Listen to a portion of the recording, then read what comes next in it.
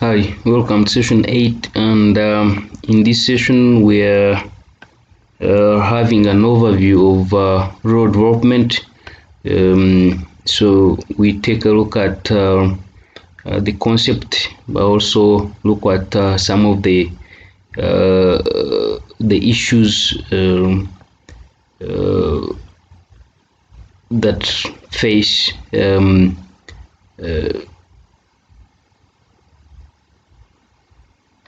rural areas, and then we look at also an overview of some of the strategies that could be adopted to address road development issues, and therefore promote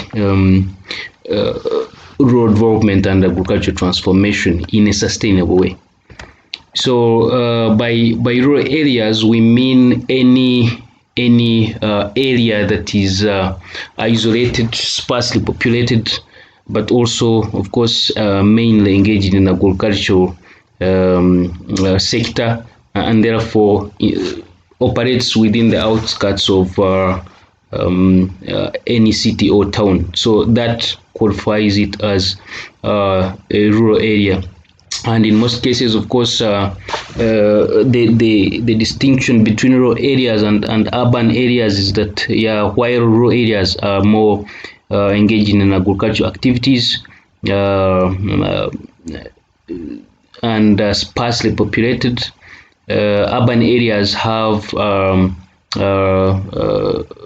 large number of population, but within a small area, and that's why sometimes you'll find issues to do with congestion and so on within urban centers. And of course, also urban centers are more engaged in economic activities within other sectors, including marketing and trade and industries, while rural areas are more into agriculture, even if there is some trade, but it's mainly related to agriculture rather than uh, other trade activities within urban centers. And of course, even the technologies are also different when you compare rural areas and urban areas. So in that case, we are looking at, again, development, but in this case, we're looking at development as a process of bridging gaps between rural areas and urban areas. You'll find that sometimes, in most cases, urban centers that actually indeed are experiencing better development compared to rural areas, and therefore an argument for better strategies that would amplify rural transformation in that case. So then in that case, rural development would then refer to any processes or any strategies that are aiming at improving political, social, economic aspects of rural area, within rural areas. So all those strategies that aim at improving the well-being of people within geographical settings of rural areas. So you have road development, but of course sometimes also referred to as rural transformation, and it encompasses, of course, any process that aims at raising production rates within rural areas, but also looking at reducing inequalities, such as income distribution within rural areas or between rural areas and urban areas, and of course looking at also managing natural resources within rural areas in a sustainable way, but also making sure that other sectors are worked on to be able to be able to to improve all sectors rather than just concentrating on agriculture. And that's why, for instance, you'd see strategies focusing on rural electrification, because with the electricity, then the rural areas should be able to start up other income generating activities, or could also attract some manufacturing industries and so on within rural areas. So you have some indicators and measurements of rural development which have to do with, for instance, the natural capital, how water or land or forest managed. If they are managed well in a sustainable way, then that encompasses rural development. Financial capital, if rural areas can have improved income levels, but also, for instance, can have access to credit services that could help them reinvest within economic activities. Human capital, in terms of having rural areas, people within rural areas attain education. If the health status is good, that is an indicator of rural development within such categorical areas. Then you have, of course, physical capital to do with road networks, for instance, electricity and marketplaces and so on. And also to do with social networks, because those are very important for social capital, so that community members or institutions can connect and coordinate together to bring about development. So there is a wide range of measurements on how we can look at rural development to measure that it's doing well. So, for instance, how many people are within a community? So we're looking at population density in that case, or number of people per household. So, of course, as a result of high birth rate and so on. Then you have, of course, employment structures. We look at basic needs, diversity, biodiversity, quality, and sustainability. For instance, if you have swamps and lakes and so on, how are they being managed within rural areas? And of course, other within other sectors. And of course, we also look at how cohesively do or collectively do people act towards managing resources, but also making sure that the institutions are working well within rural areas to promote their well-being.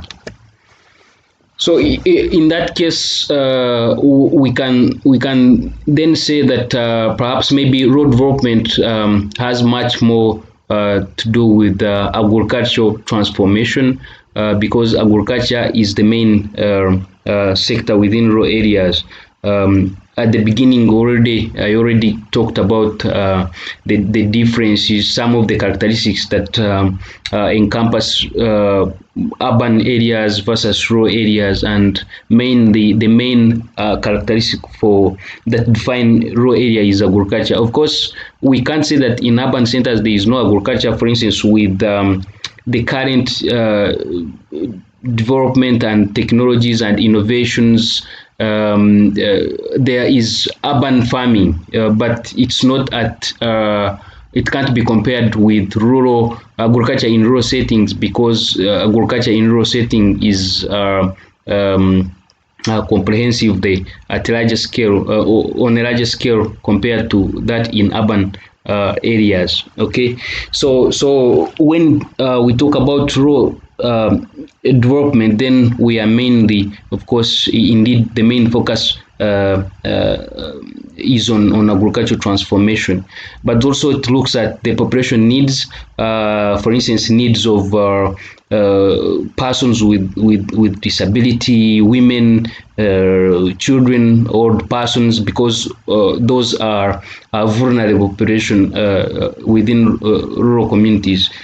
Take an example: when those that are the youth that is unemployed usually move to urban areas for looking for better opportunities, and therefore leaving behind women, children, old persons, and those with special needs behind in rural areas. And therefore, when we are talking about rural development, then some of the focus should be geared towards improving the well-being of such individuals. But of course, it's not just about agriculture as a sector alone, but rural development should look at all other sectors, and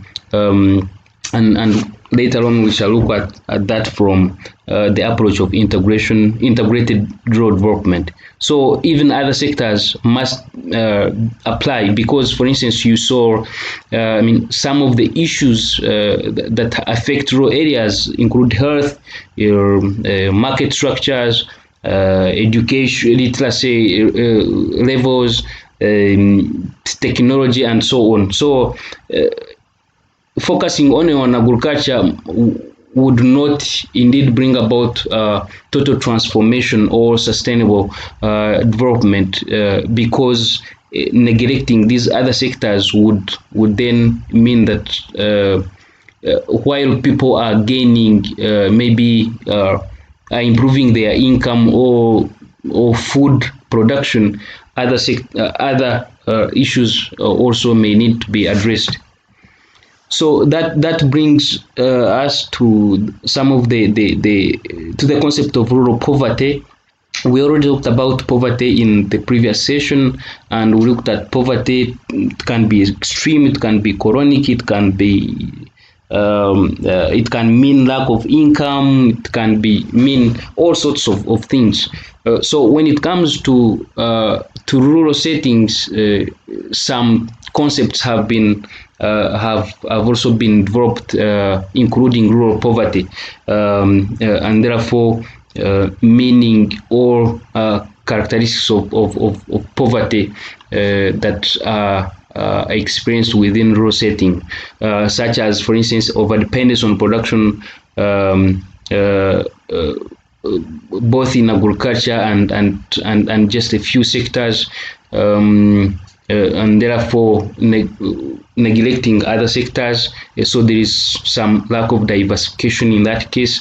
High illiteracy levels or rates. You have population growth. Of course, I know we already talked about the issue of population growth, in favor and against, but of course it all depends on the situation at hand within the household.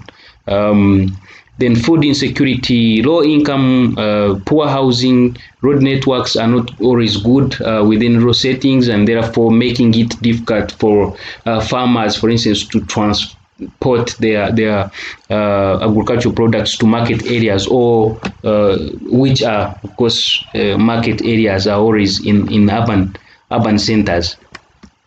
You have also environmental degradation, which can also be a result of poor methods of farming, lack of clean water, because the water is not treated, and then combined with environmental degradation, then you have poor water supply and access, which can also lead to poor health as a result of maybe waterborne diseases and other kinds of poor health other issues related to poor health.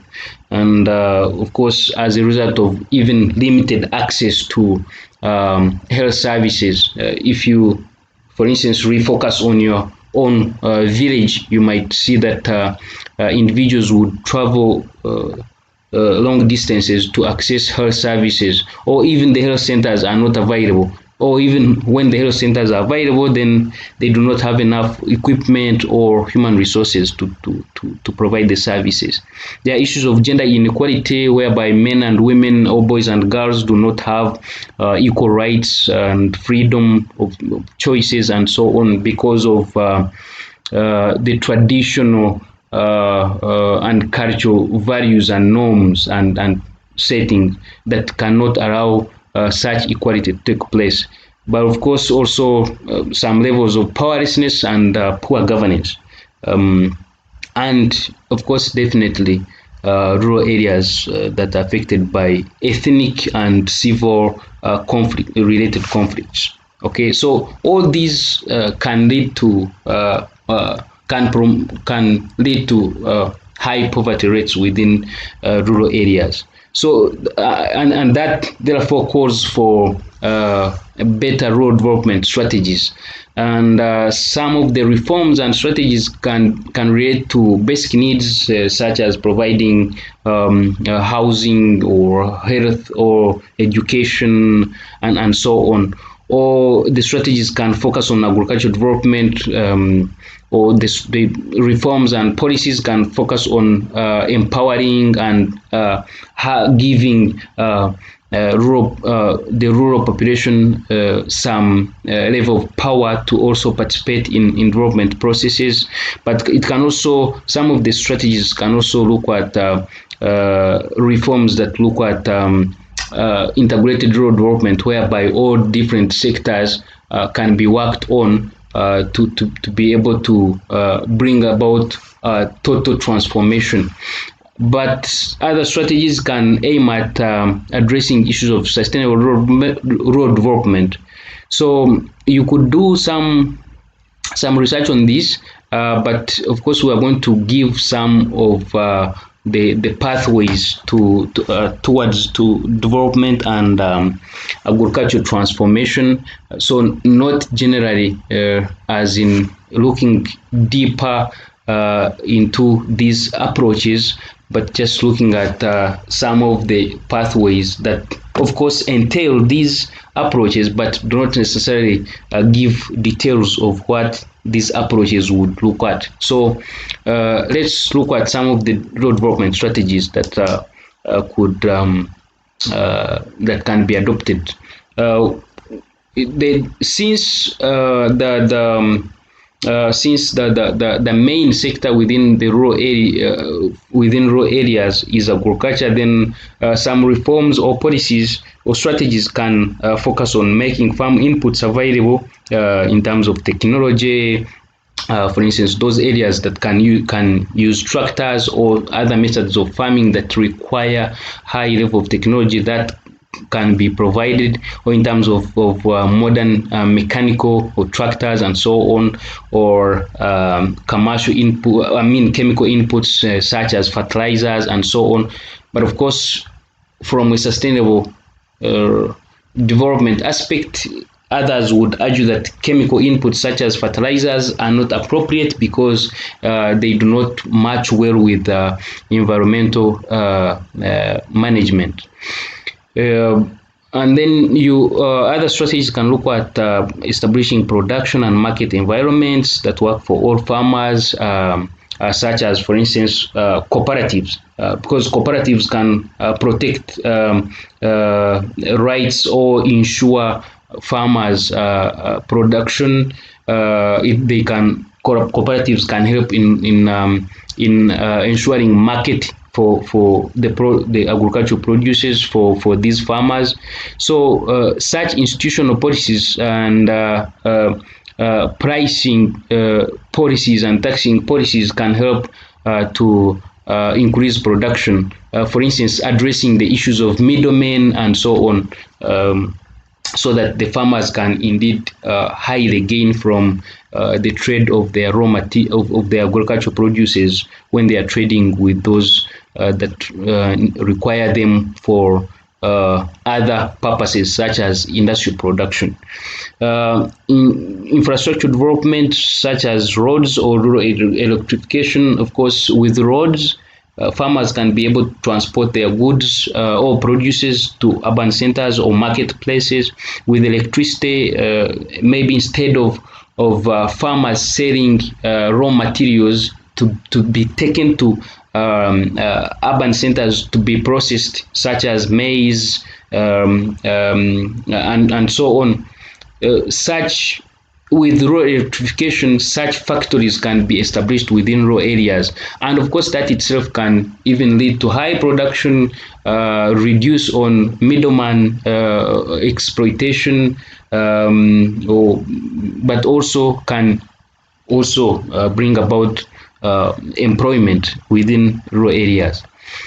Other strategies can look at environmental, land reforms that look at property rights, so that they can improve on ownership and control and access to lands. To land, for instance, if you look at the women versus men, most women do not have control and accessibility or ownership of land because of traditional aspects, or that would not permit them to do that. So, with land reforms that can help in terms of property rights, but also eliminating issues of communal land use towards in individual kind of production, whereby if certain individuals have enough money to reinvest in certain land, then they can use it for better production.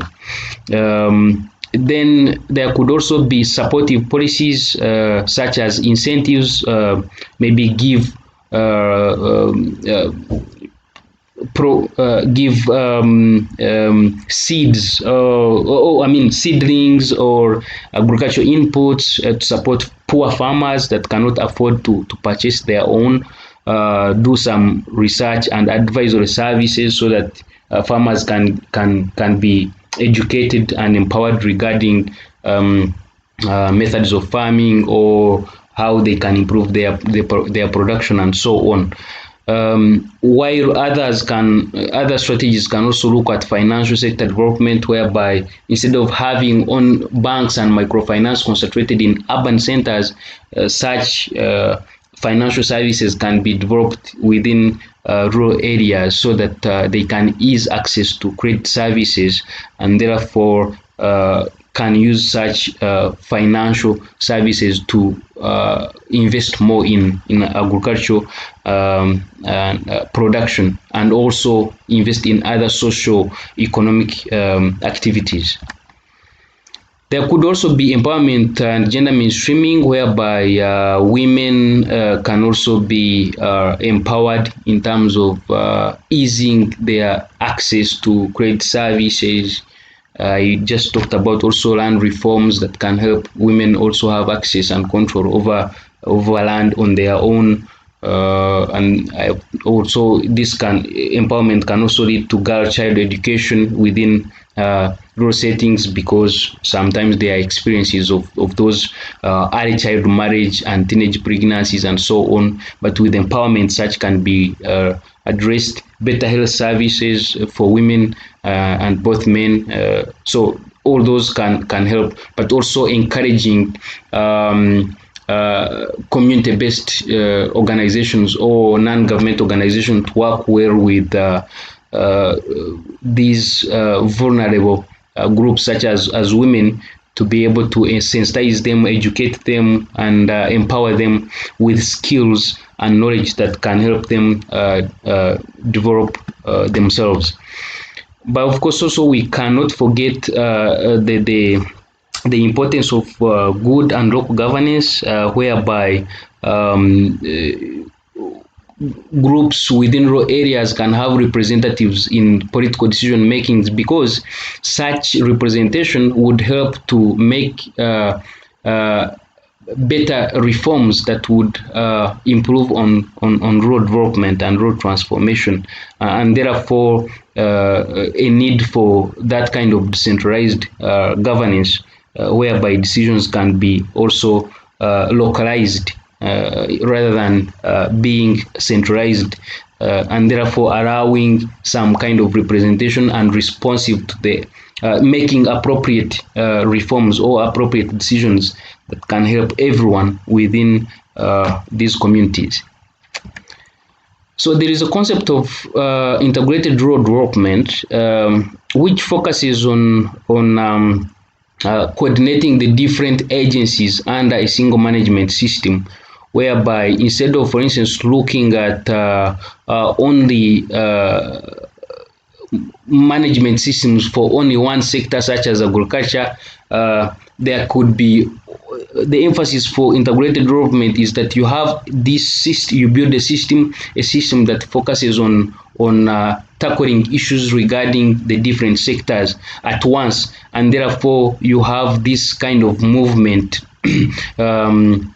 this kind of system that addresses issues of social, economic, psychological aspects of development. Remember, we already talked about development as a multidimensional aspect that looks at social, political, psychological, and economic aspects, and therefore an integrated rural development approach looks at a system that manages all those aspects in a comprehensive way that would address the different issues at once, rather than only saying, okay, concentrate on only agriculture since it is the main sector within rural development, within rural areas. It is better to concentrate on addressing all these different sectoral related issues, so that if it's road development, then the entire area can be transformed in all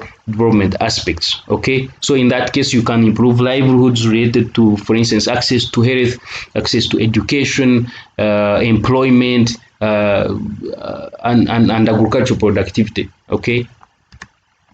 So the importance, of course, the important objective of integrated rural development is to increase food production, reduce on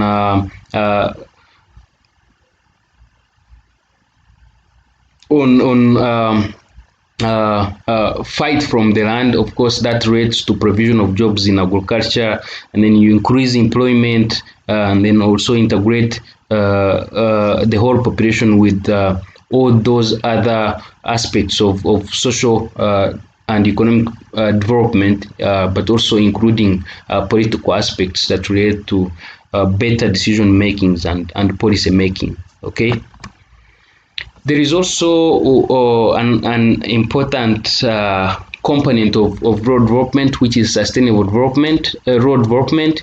Of course, we already looked at sustainable development in our, I think, session 2 or 3, but so it also applies in rural areas, since again, moreover, we have more issues to do with the environment and making sure that the natural resources are managed well. Okay, so sustainable development seeks to to promote social, economic, political, and environmental development for any community, rural community. But of course, with the whole aim that the resources and quality of life is managed well by catering for the needs of the current generation, but also thinking about the needs of the future generation. So if, for instance, there is a certain forest that is that needs to be utilized by a certain village, then sustainable development in that case looks at the idea that this community can depend on this forest, but managing it in a way that the forest does not disappear, such that even those who are not born yet can utilize that similar forest in the same way that the current population in that village is using it. That's the whole idea for sustainable development. Okay, so within rural settings, if we're looking at how land is being used, how forests are being used, how water sources are being used, and all those other natural resources. So the whole idea for sustainable development is that those natural resources can be used to cater for the needs of the current generations, but making sure that the current generation also attains quality well-being, but also making sure that even those that are coming in the next generations, they can be able to benefit from such resources in the same way. So the effective rural development process should be able to lead to sustainable livelihoods. And Ashley and Connie give you what a livelihood is. So a livelihood comprises of capabilities, assets, and activities that require that are required for a means of living. So anything that you look at, for instance, could be business, could be land, could be forest, because people can use a forest for activities, maybe timber and so on. or capabilities in terms of education and so on, or what people can be. So all those are livelihoods, and they need to be addressed in and improved in order to help rural occupants to have better quality of life. So a livelihood is sustainable when it can cope with and recover from stresses and shocks. The stresses and shocks, for instance, relate to what we just talked about when we are looking at the concept of rural poverty. Those can relate to stresses and shocks, and therefore a livelihood to be sustained if it can cope and recover from those poverty-related shocks, and therefore maintain or enhance its capability and assets. Then for now and in the future, of course, making sure that the natural resources or are being utilized in a better way to cater for the now and the coming generation. Then, in that case, a livelihood strategy, a livelihood can be considered sustainable. So the whole ultimate goal for rural development, sustainable rural development, is that such livelihoods can be sustained, but also making sure that even natural resources can be maintained well or managed well to cater for the current and future generations. Some approaches to sustainable rural development can relate to, for instance, recognition of cultural diversity and promotion of indigenous knowledge, whereby, for instance, the decision makers, instead of only relying on objectively on their own understanding of what development is, then they should apply some ideas of appreciative inquiries, or trying to understand the meanings or the meanings or aspects or facets or things that the rural communities appreciate. But of course, we also understand that definitely that each community has its own way of surviving. So there's no need to sustainable rural development can be improved if such knowledge within communities can be appreciated, but also then built upon to bring up better better standards of living. There should also be a collective action whereby community members can act collectively, acting together. I mean, through maybe social support networks and social capital, and they work together in terms of managing, for instance, natural resources. For instance, if it's a water source or a forest, then community members can come up with maybe community-based monitoring systems on how such resources can be used, and therefore, in that case, they can be able to manage them. And with collective action, that itself can address issues of corruption, because in that case, then the decision makers or representatives would be accountable, would be held accountable, and for their actions. Then there can be better local governance, whereby both formal and informal institutions can be engaged. Then partnerships with of course, formal institutions outside the community institutions, then flexibility and openness to enhance development. In that case, whereby if policies are made at central government, then when they get to excuse me, to local government, the reality might be different. So in that case, if there is flexibility and openness, then it would allow to implement strategies that are more appropriate or fit within the context of certain communities. There could also be improving water harvesting and reservations, so that such can be used for other agricultural purposes, better methods of farming that address climate change, instead maybe reduce, let's say, overgrazing, um, uh, and then integrated resource management could be empowering vulnerable groups, since they are also part of the of rural development actions. Provide social protections such as, for instance, cash transfers to the elderly or women, so that they can use them to put up their own income generating activities, or to cater for their basic needs. Okay, so all those can help to promote sustainable development in general. So in other words, of course, to have sustainable road development or road transformation, it requires actions of not only the government but also the people within rural areas. If the government can also allow NGOs and civil society organizations to work openly together with local communities, and of course help in accessing and mobilizing resources from maybe donors, but also private individuals and agencies can act well within the road development process. For instance, private individuals can choose, instead of establishing industries or factories within urban centers, they can do that within rural settings, so that they can help in the process of promoting rural development. Yeah, so some simple activity for your thoughts. You can watch Taylor's video, Village Life in Uganda.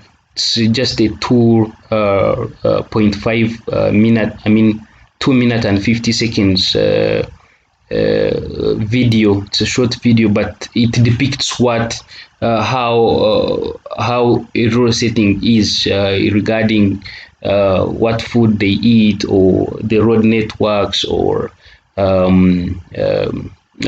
status of people, and so on. So you can just watch it and think about it from a road development perspective, and also relate to your own village or up country community, and think through whether your village is doing better, or whether it's not doing well, and what can be done to improve that particular community. Okay.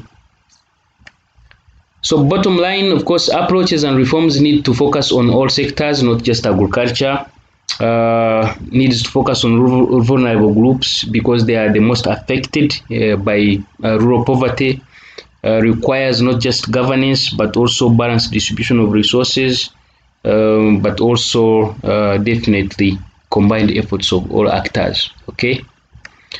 So these are some of the readings that could help you to engage more in getting to know about road development.